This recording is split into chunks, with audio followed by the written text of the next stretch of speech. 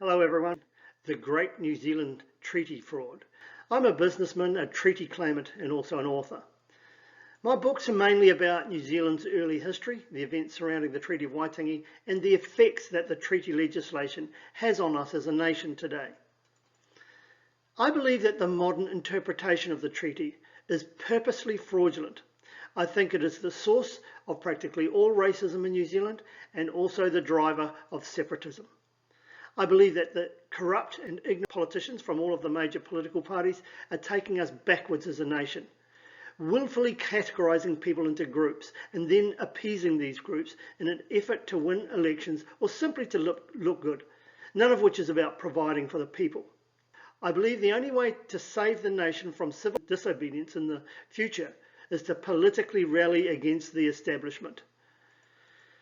In this 45-minute presentation, I will clearly show you how successive, corrupt political parties have encouraged fraud and willfully engaged in indoctrination to cover up grave errors with regards to the Treaty of Waitangi legislation. So let's start at the beginning. At some point in time, and we don't know exactly when that was, humans arrived in New Zealand. We don't know exactly where they came from, but what we do know is that they arrived here separately at separate times and lived separately. They competed fiercely for the available food here in New Zealand. While there are many oral reports of what life was like before Europeans arrived in New Zealand, what we can do is look at the first half of the 19th century between 1800 and 1840 and look at the recorded battles. Pages here show you that there are 602 significant battles recorded in the first half of the 19th century. This is between the tribes. More than 35,000 people were killed during these 40 years. More than 8,000 were injured and many more were enslaved in these wars. So from an estimated population of 120,000 at 1800, by 1838 there were 72,000 left. So before the treaty was signed in New Zealand was operated under a system of tribalism. This is where group identity is paramount. And an example of what life was like then was, we can have a look at some of the raiding parties that were recorded. We know that in the late 1700s, Ngāi Tahu, which was a North Island tribe, moved to the bottom of the South Island, where they killed, enslaved or assimilated with the people down there. We know that the Ngāti Toa tribe moved south from Kawhia. They travelled through the North Island, killing and enslaving and making friends. They ended up in Kapiti, where they killed, enslaved or assimilated with the people there. They set up base on Kapiti Island, and from there they launched attacks into the top of the South Island, where they killed, enslaved or assimilated with the tribes there. They also moved down to Akaroa, where they killed, enslaved or assimilated with the tribes there. We know that Waikato tribes practically emptied Taranaki.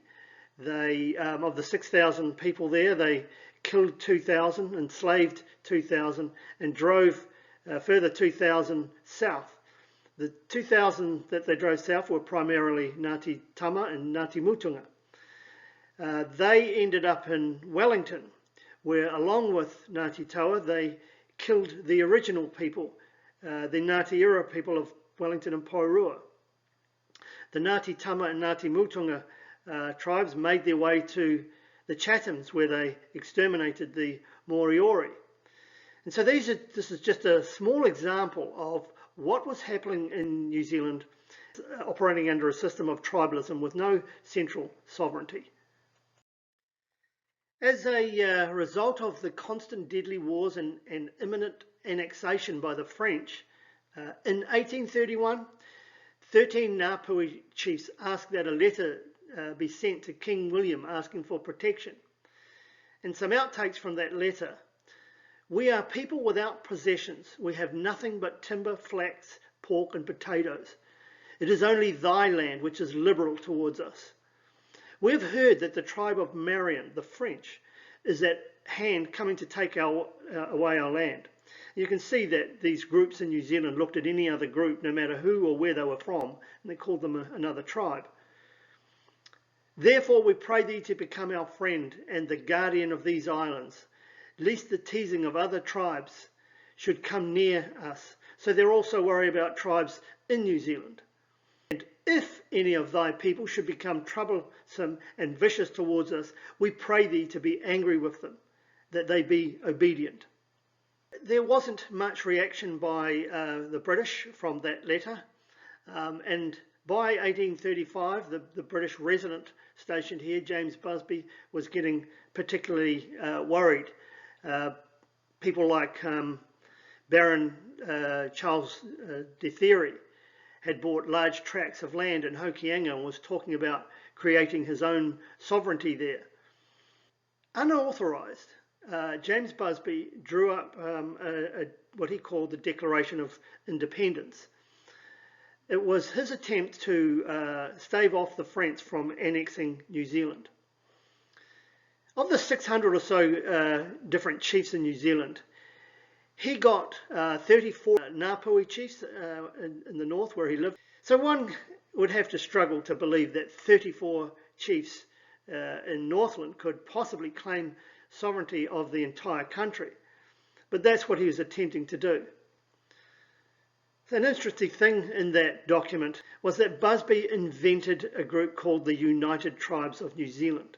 No such group existed before 1835 and no such group ever existed since. The only evidence that this group ever did anything was sign the document that Busby had Henry Williams translate for him and sent it over to the king. A particularly interesting document, but it had practically no bearing on New Zealand's future. While the British acknowledged that letter, as I said, nothing really came of it.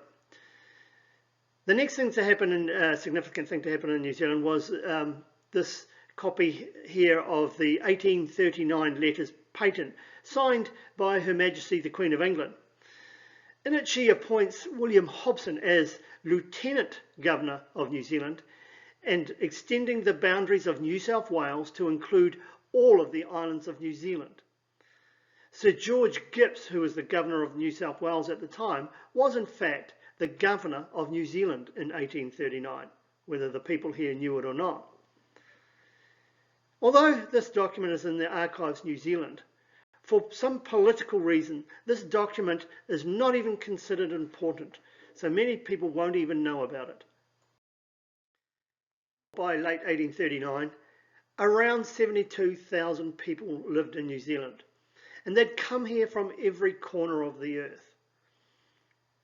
It's also a little known fact that at that time about 2/3 of the landmass of New Zealand had been sold.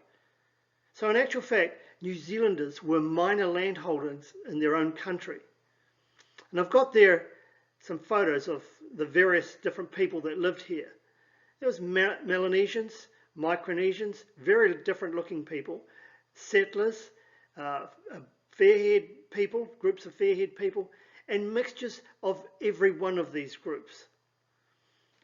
Each of these groups had as much right to be in New Zealand as any of the other groups. And there was no group, individually or collectively in 1839, known as Māori.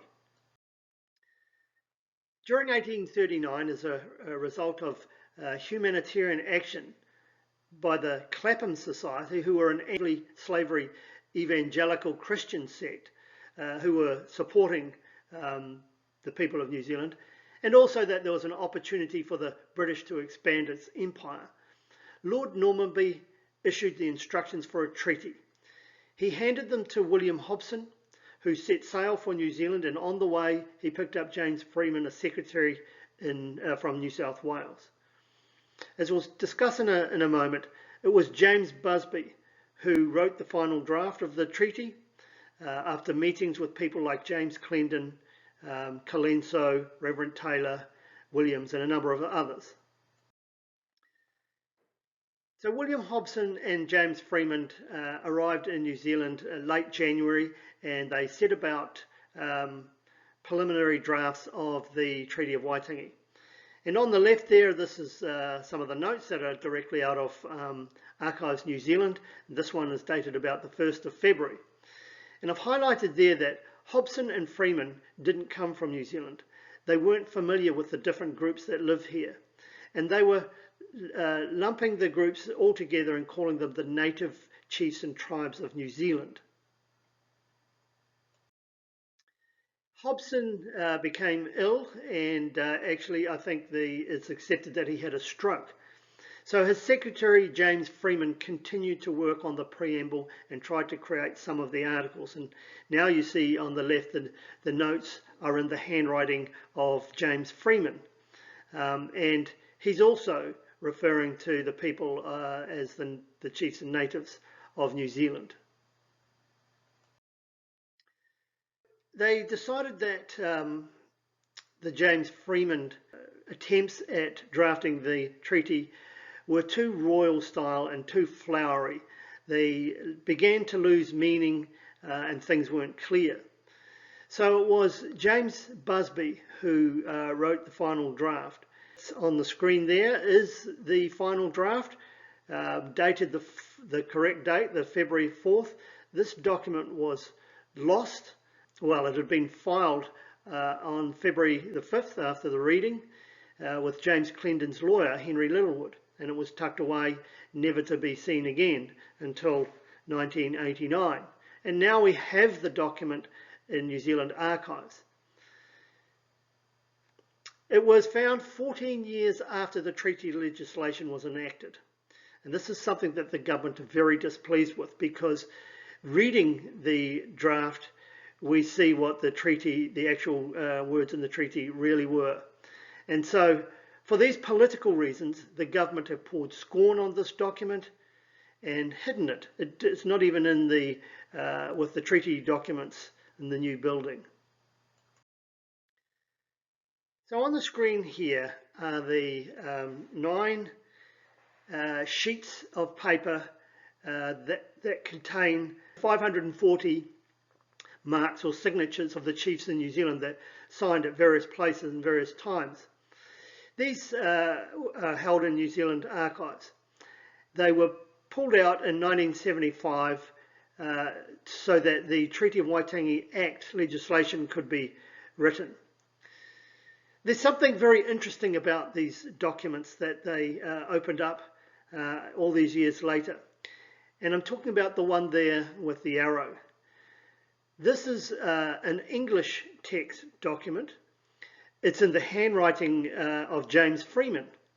It matches some of the notes, the earlier notes he had made on February the 3rd. What's interesting is, why would there be an English text document containing the signatures of the chiefs when none of them understood English?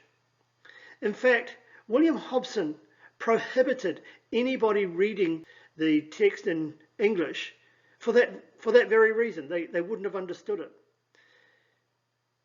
So we'll have a look at the English document a little later to find out what it's all about. But first, since we have now the English draft dated correctly on the 4th of February in the handwriting of James Busby, who wrote the treaty, on a watermarked bit of paper from James Clendon's house where the treaty was drafted, we can place them side by side with the Titiriti o Waitangi and Te Reo, and we can now look exactly what the British were intending. Now I've done that on the screen in front of you, and I've also done it in both of my books if you want to read them there in the library system. If we read the preamble first, which is the part of the document that sets out why the document is in existence, what's it all for, who it's addressed for, all these sorts of things. So in yellow we see that it's written, Her Majesty Victoria, Queen of England, in her gracious consideration for the chiefs and people of New Zealand. So that's who this document is directed at or addressed to, the chiefs and the people of New Zealand. In yellow on the other side, the chiefs and the people of New Zealand is written as Ngā rangatira mi ngā hapu o nu tirani. Note there that, well, hapu firstly is families, so that's everybody, all the families in New Zealand.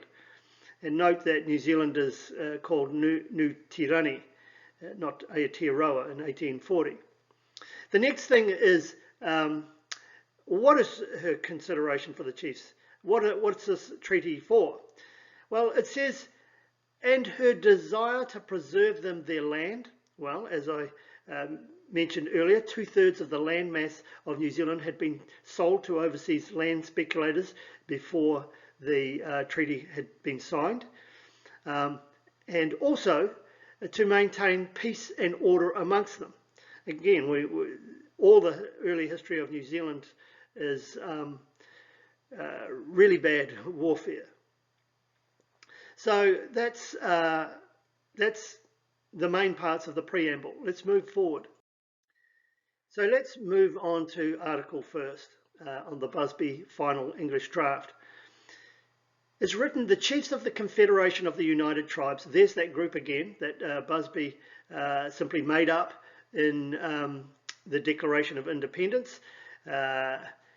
He's used them again in this document, although there's no evidence that they ever had a meeting at all after the signing, enacted any legislation, or were in existence at all.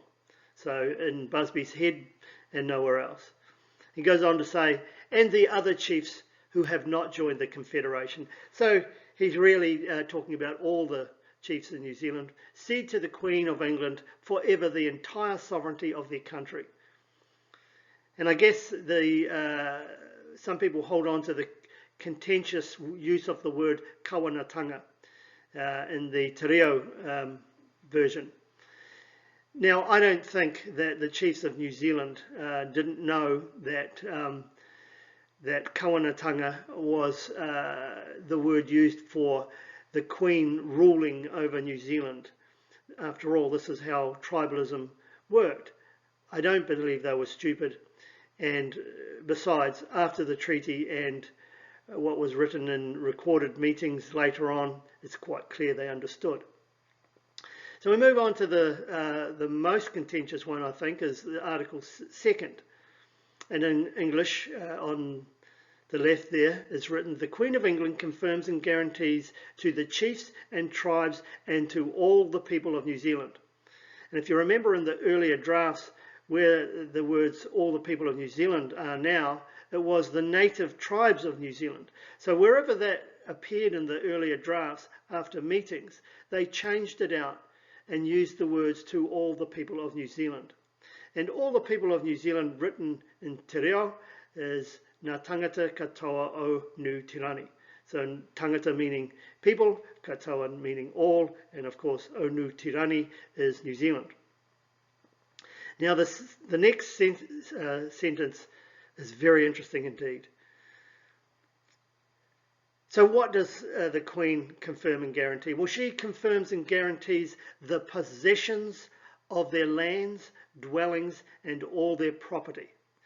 And written in Te Reo, or translated by the Henry and Edward Williams, is the words Te tino rangatiratanga o rātou whenua, o rātou kāinga, me o rātou taonga katoa. So, we were told by the Waitangi Tribunal that the words on the advice of Professor Hugh Kawharo in 1989 back translation, he said that the words Te tino rangatiratanga mean chiefly authority, when in actual fact the words Te tino rangatiratanga are the words chosen by Henry and Edward Williams for the words the possessions. So Kawharo and the Waitangi Tribunal have got it entirely wrong, and we'll look at that in a little moment. Now, rātou whenua is land, kāinga is their dwellings, and all their property. This is another interesting thing. Hugh Kawharo told the Waitangi Tribunal in his back translation that the word taonga is treasures, meaning anything tangible and intangible, when in actual fact, taonga was the word used by the Williamses for the word property, and property is tangible.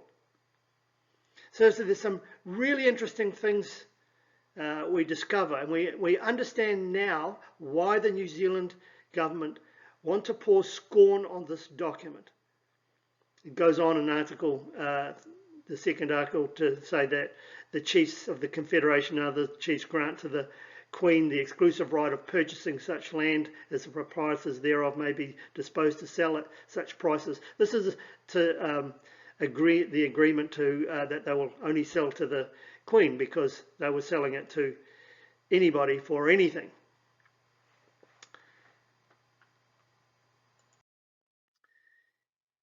So what Kawharu did in 1989 is really the basis of the treaty industry. Because without him doing that, there would be no treaty industry and we wouldn't have this legislation. So the Waitangi Tribunal interpretation of Article 2 comes from the back translation provided by the former tribunal member and also a treaty claimant, which surely should rule him out, the late Professor Hugh Kawharu. And he says this in his back translation of Article 2. The Queen of England agrees to protect the chiefs, the sub-tribes and all the people of New Zealand in the unqualified exercise of their chieftainship over their lands, villages and all their treasures.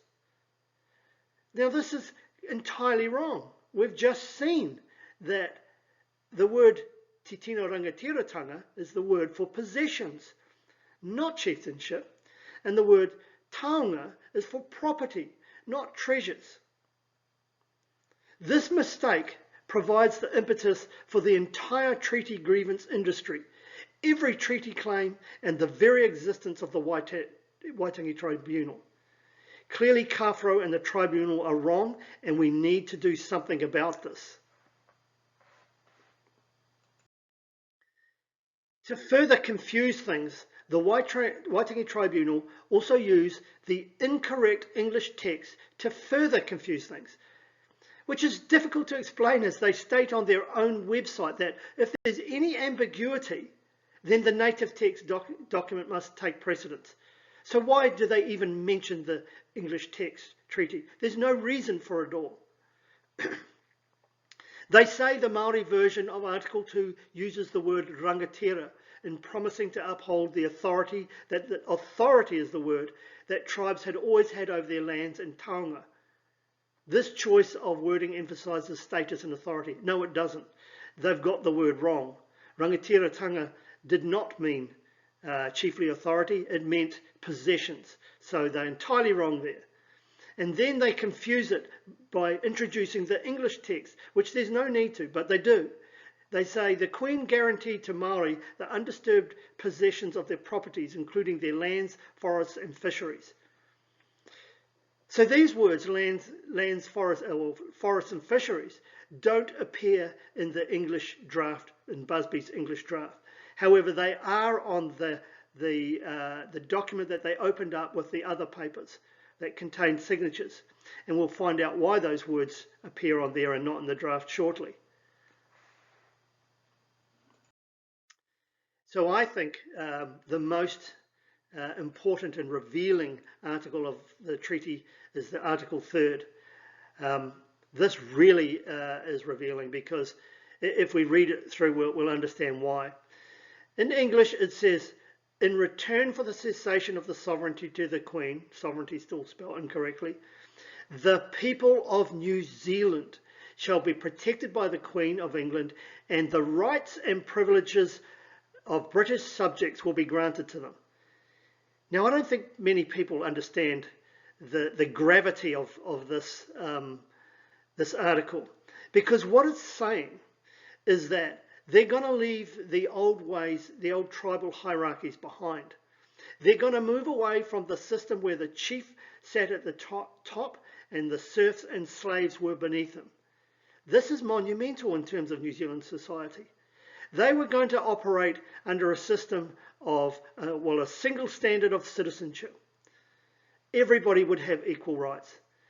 Now, when the Williamses, Edward and Henry, translated this, they knew that they had to emphasize that although it was the rangatira that signed away sovereignty, that it was all the ordinary people who would be protected and get equal rights. So they inserted the word Māori in the people of New Zealand, the tangata katoa o New Tirani. The word Māori with a small m, and by the way, in all the treaty documents in 1840, every single one of them, there is no capital M used in the word Māori. As I stated earlier, there was no social or political group in New Zealand in 1840 known collectively as Māori. The people were known as New Zealanders then. So the word Māori just meant ordinary, and it was inserted there by the Williamses to emphasize to the ordinary people that they were being had equal rights as well. I think the clue to how the people of New Zealand understood the treaty was what they did after the treaty. So let's have a look now at what. So finally, in 1840 in New Zealand, the conditions for war were eventually removed as a result of the signing of the Treaty of Waitangi on February 6, 1840, which promised a centralised sovereignty.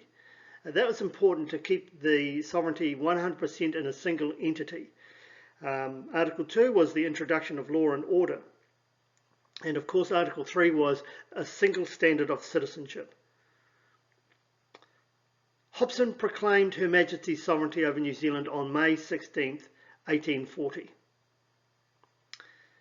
New Zealand officially became a British colony on the 16th of November 1840 as a result of the Queen Victoria's signed letters patent known as the Charter of 1840. So many people believe that the Treaty of Waitangi is New Zealand's founding document. Well, it's certainly a permission slip that allows them to carry on, but it's the letters patent from Her Majesty Queen of England that are the true founding documents, because this is when we officially become a British colony on the 16th of November.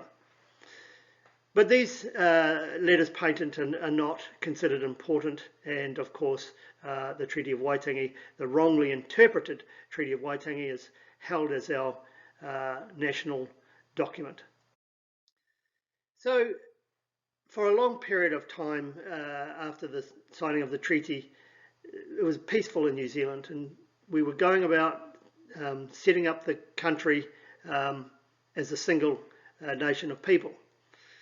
But about 15 years after the signing, some of the stronger Central North Island tribes were getting agitated about how much of land the smaller tribes were selling off, and they started to bully them and really let them know that they didn't want them to sell any more land.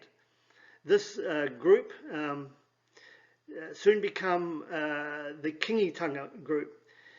They were a rival sovereignty movement, and of course the treaty, all the chiefs ceded sovereignty to the Queen, so any rival sovereignty movement was essentially treason. So these groups threatened to wage war against the Crown and the public of New Zealand. And of course, in the treaty, the Crown had promised to protect the people of New Zealand. So they were obligated to form a force and fight against this rival sovereignty movement.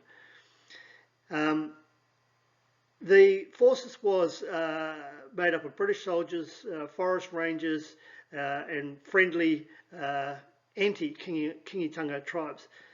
Most tribes in New Zealand were anti-Kingitanga and fought alongside the tribes. So it's important to understand that these skirmishes in the 5 different places were not wars between Māori and Pākehā. They were wars between New Zealand and Kingitanga, a rival sovereignty movement. So in these wars, and over a period of time between 1860 and 1872, a total of between the two groups, the New Zealand forces and the Kingitanga, 2,990 were killed. This, if you don't think that there can be war in New Zealand, these wars or skirmishes, whatever you want to call them, were only 157 years ago, just a few years before my grandfather was born. So as a result of waging war against the Crown, the threats on the Crown and the other tribes in New Zealand, the government told the Kingitanga movement that if you didn't cease, there would be land confiscations. History shows us they didn't cease, there were battles, and so there were land confiscations. Almost immediately afterwards, the government thought they may have been a little bit heavy-handed, and they handed a lot of that land back. But they retained some, as they'd promised. There would be land confiscations.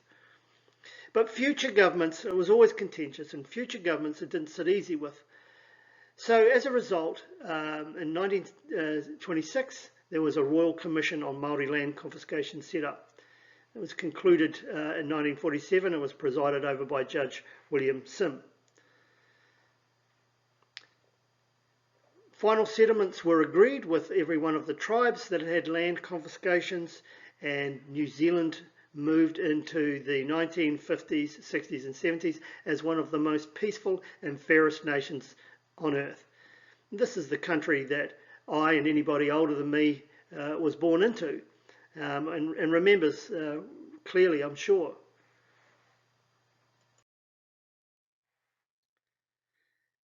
So the Kingitanga had been defeated and all parties had agreed full and final settlements by 1950s.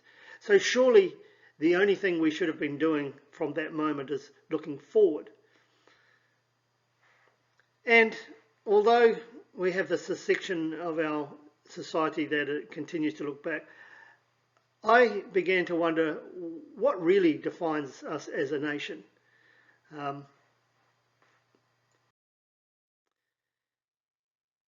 And after some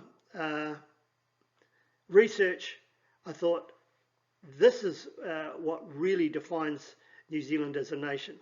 This chart here tells us what actually happened after the treaty was signed and we came together as a nation. And what we're looking at here is how productive we were as a nation measured in GDP per capita.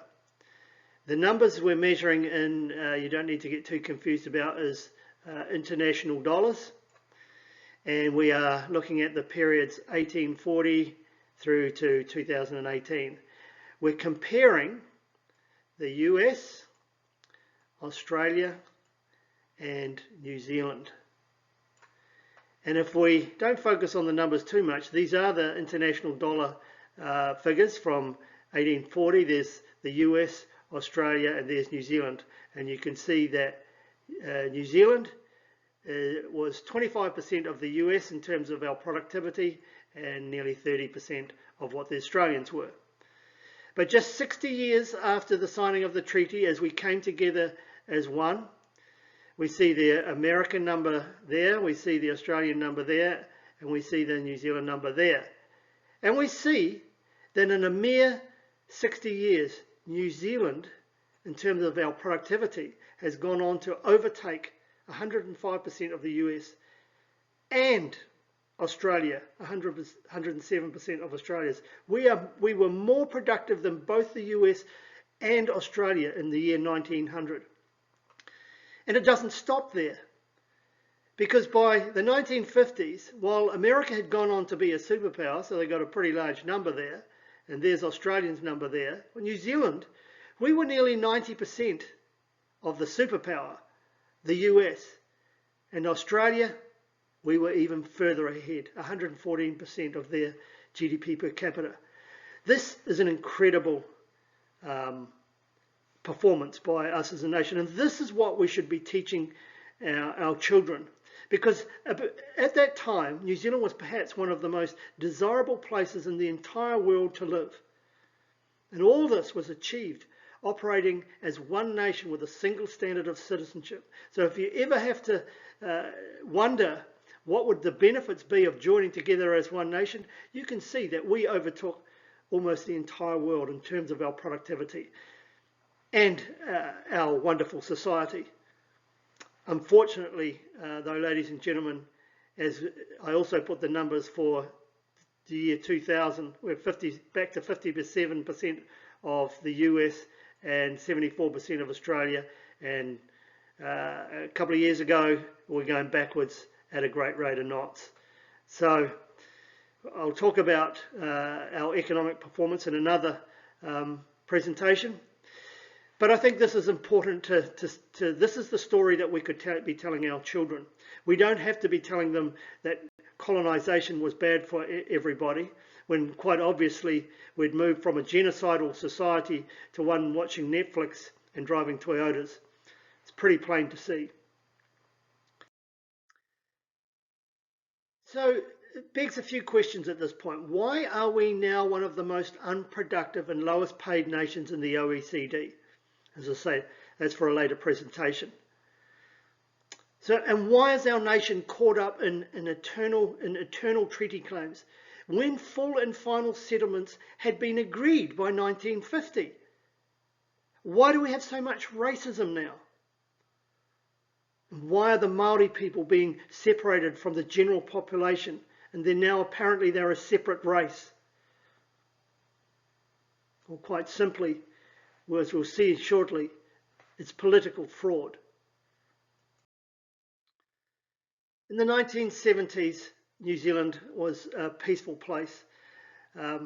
Not so in other places around the world. You had the civil rights of America, you had the apartheid going on in South Africa, and we had the Vietnam War. But in New Zealand, during the 1970s, university students had to pick something to protest against. And so we saw the emergence of identity politics in New Zealand. Ngā Tamatoa and the protest movement were started here. And if we just look at these signs, these are in New Zealand, where we had no racism and everybody had agreed full and final settlements, and we should have been looking to a prosperous future. But here's the enemy, apparently, to these people is the white man. And you can see on this sign over here the mention of the Black Panther movement, of the civil rights in the US. Now, in the US, the civil rights movement was required to move Negroes forward in the society. I quite agree with what happened there, but there was no need for this in New Zealand. But in 1975, the Labour Party decided to appease this group.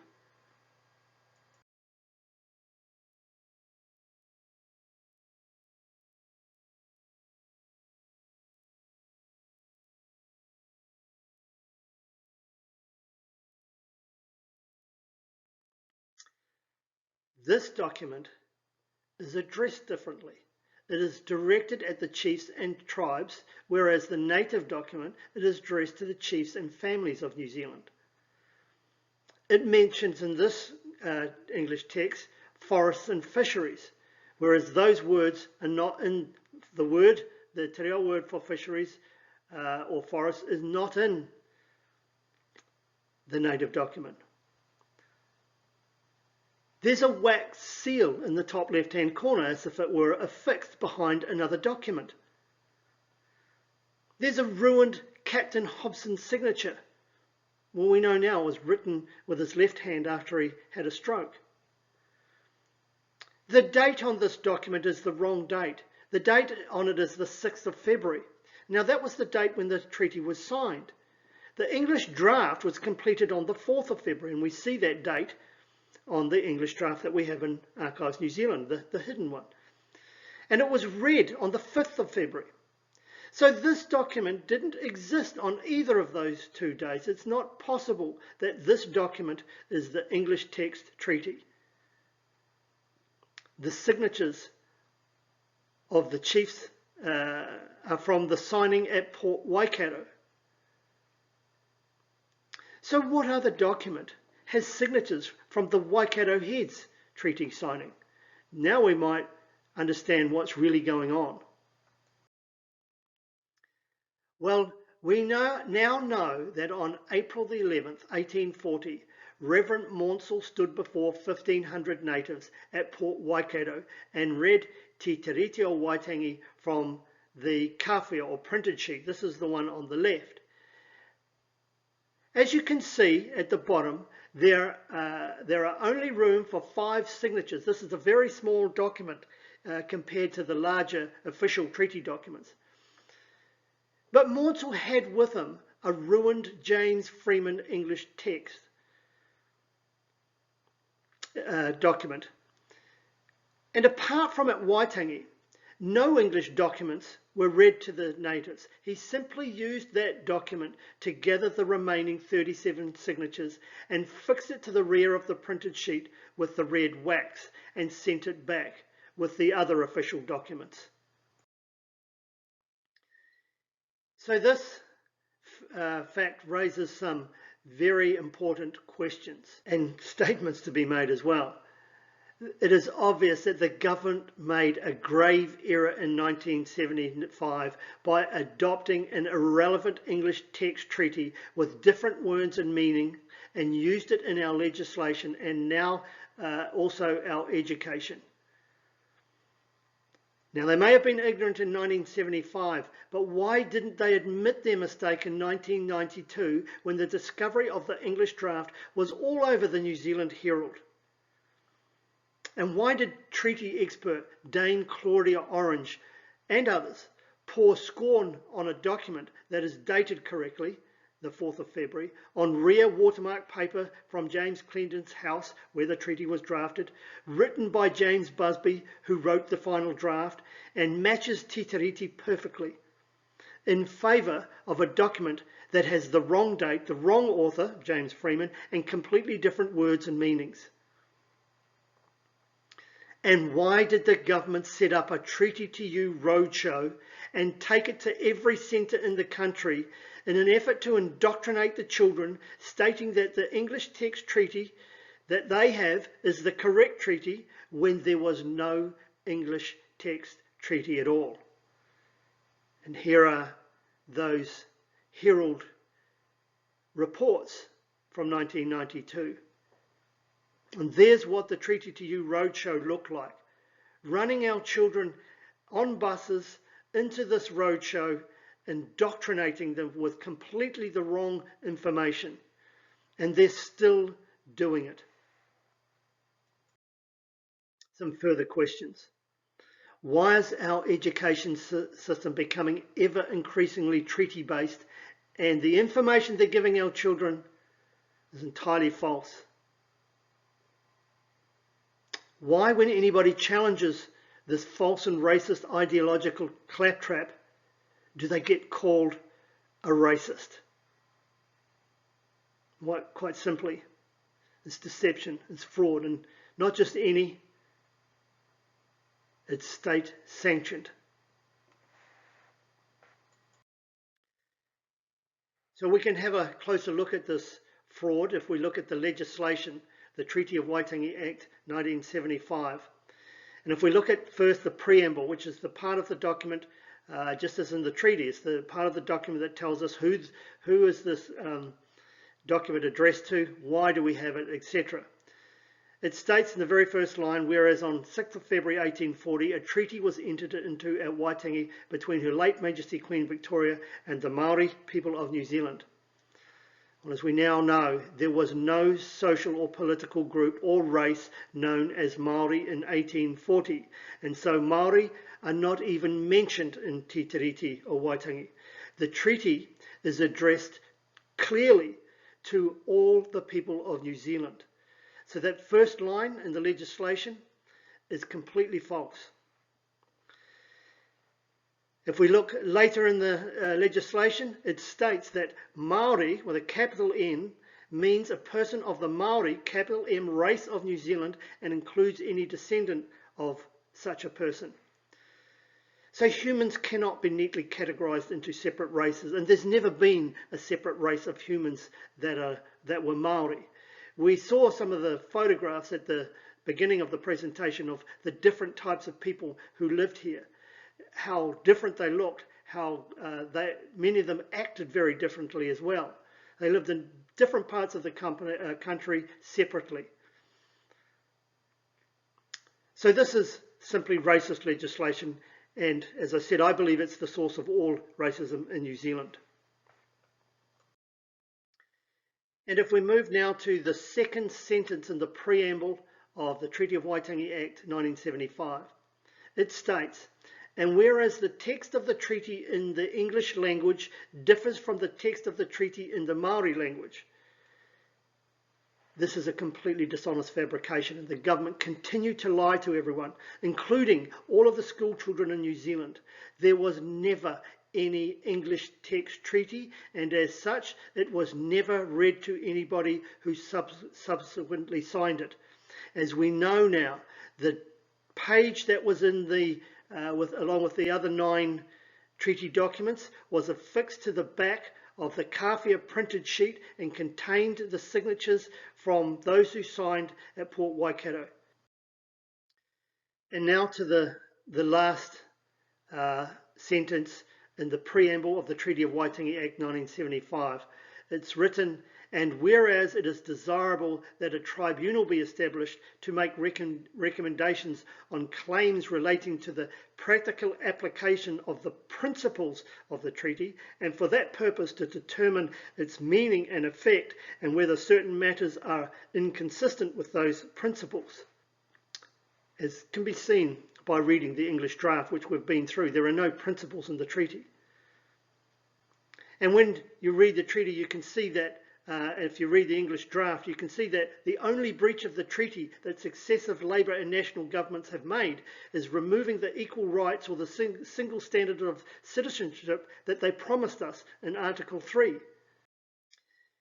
Now you might think that one piece of legislation with some inconsistencies in it is not important.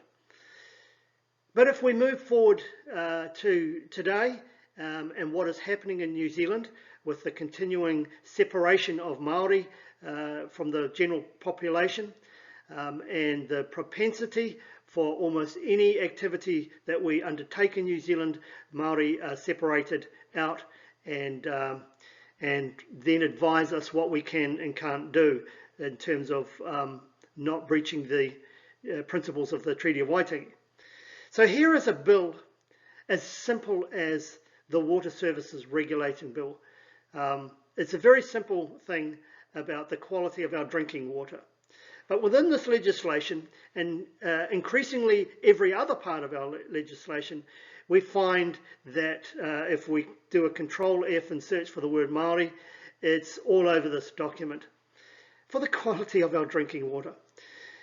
As part of the setting up this group, which I suppose is scientists and people who know about the quality of water and what we should be doing, there is a requirement to set up the board of Taumata Arowai, and called the Māori Advisory Group. They do all sorts of things. I'm not going to read everything in there, but essentially this group is tangata whenua have been elevated to mana whenua, which is lords of the land, and anything that the rest of the country do in a regulatory sense in the government, central and local government, a Māori advisory group sit down and tell us what we can and can't do so that we don't breach the principles, the non-existent principles of the Treaty of Waitangi. This is just one example. It will not be long before every piece of legislation in New Zealand use this as the precedent to have an advisory group sitting on everyone. This is out of control, and we must do something about it for the sake of our grandchildren. Okay, so we're going to go through some conclusions now. In 1975, the Labour government made an error in drafting the Treaty of Waitangi legislation. They incorrectly elevated the status of an appendix to Te Tiriti o Waitangi, an English text document used to gather signatures at kawhia, as the English text of the treaty. As a result of the two texts having different meanings, they needlessly set up a tribunal to interpret the meaning of the treaty as understood by the chiefs that signed in 1840. This was an impossible task, A, because every chief was an individual and they each would have had their own reasons of signing it or not. For instance, most of the rangatira of the smaller tribes would have been signing that document to protect the lives of their tribal members from the larger tribes killing them. And B, of course, there was no such thing as the English text treaty. Despite the discovery of the English draft of Te Tiriti o Waitangi in 1989, Professor Hugh Carfarel produced a back translation used by the tribunal to interpret the meaning of the treaty. He interpreted the 1840 words Tina Rangatiratanga as chiefly authority and the word taonga as treasures. In 1992, the existence of the English draft treaty was highlighted by the media. However, the government poured scorn on the most important historical document in our history. They fraudulently stuck with their error and buried the English draft. Further conclusions. In 1992, it was clear that Kawharu and the Tribunal, and so the government, had incorrectly translated the two words that are used as the basis of all treaty claims, i.e. Māori were denied chiefly authority and their treasures, things tangible and intangible. This is untrue. Māori did not exist as a political or social group in 1840, and they are not mentioned in Te Tiriti o Waitangi. They did not cede sovereignty in Article 1, only to retain chiefly authority again in Article 2. There are no treaty-based reasons for the government to give money, land, or extra rights to people who choose to define as Māori. Politicians and educators have a duty to ensure that the information they peddle to the public is factual, particularly if it is racially motivated. Clearly, successive governments through legislation and our education system have racially divided the people of New Zealand, the treaty being the single source of all racism in New Zealand now.